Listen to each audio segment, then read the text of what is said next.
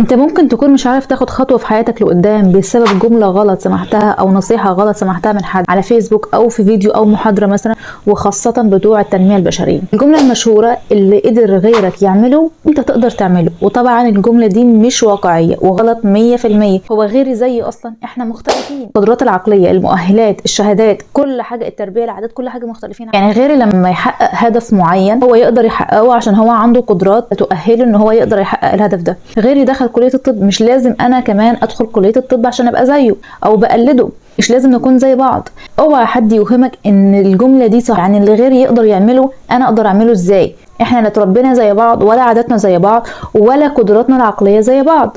فبالتالي محدش يوهمك بالجملة دي ويخليك تحت ستريس ان انت عمرك ما هتحقق اي حاجة. اللي لازم تعرفه تشوف انت شاطر في ايه وتشتغل عليه. انت شاطر في حاجة صاحبك مش شاطر فيها، صاحبك شاطر في حاجة انت مش شاطر فيها، والعكس